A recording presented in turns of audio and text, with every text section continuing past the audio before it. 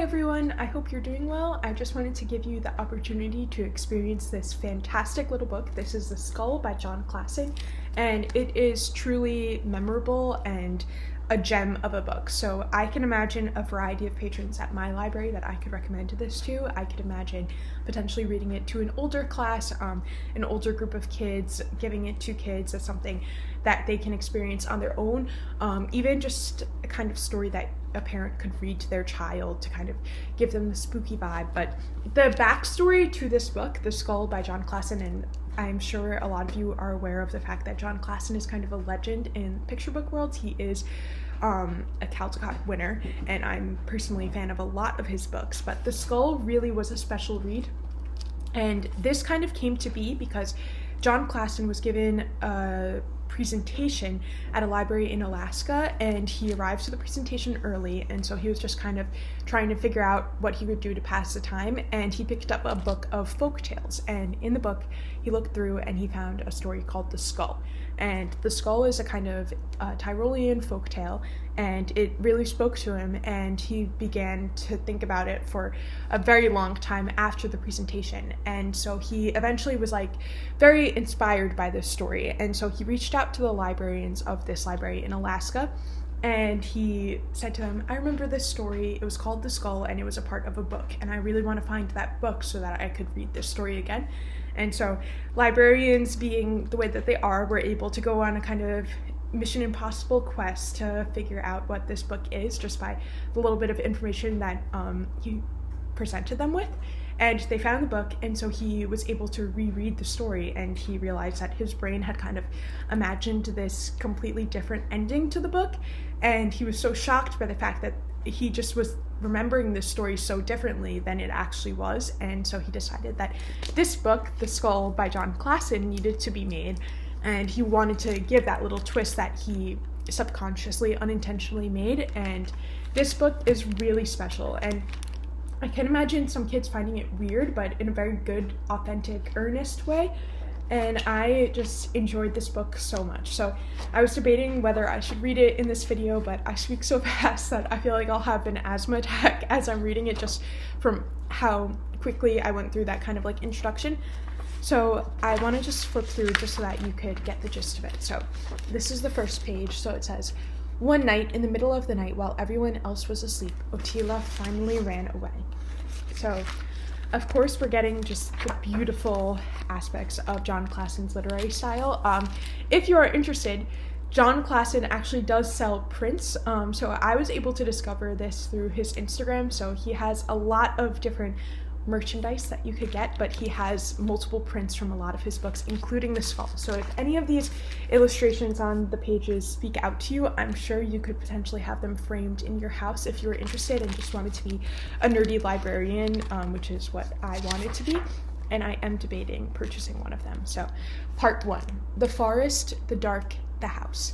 So this is something really special about Jon Klassen's books. I actually have The Rock from the Sky here in front of me too, which is potentially my favorite picture book of all time, but this is also broken up into different parts, which just kind of contributes to the overall sentiment that I feel is purely unique to Jon Klassen's books. I read this book, I forced other employees to read it immediately and just devour it, and you can read it very quickly. I mean, it is a lengthy picture book for the traditional format, but I adore this book. I find it so silly. I made my mom read it out loud so I could experience it in that sense, and I texted my brother, who's really into movies, and I was like, I think you can make a very spooky but amazing film from this book and have it just be full of dry humor. Anyways, what I was trying to get at is that there are multiple parts to a lot of his books which just contribute to that sentiment. So in The Skull, we have the multiple parts, and it contributes to the way that the story is told and the kind of like freaky, creepy essence of it. And so Ottila is running away from home, and we don't really know why she's running away from home. It's never really explained. All that we know is that she ran away and she does not want to be caught. So these illustrations are just so beautiful, and the storytelling quality is sublime. But so we have on this page, Ottila had grown up in this forest, but after a while the trees began to look different. They were getting closer together. Ottila kept running. So scroll this, and I do want to show you.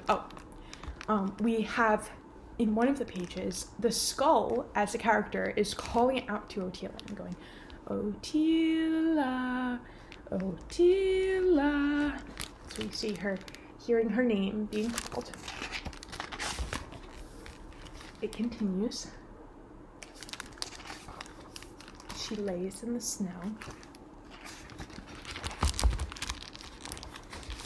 We see this kind of shadow and light on her face that's just beautiful.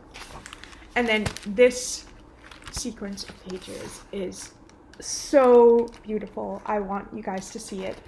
It's fantastic. But ultimately, this story ends up being a really beautiful tale of friendship and protecting one another and finding community.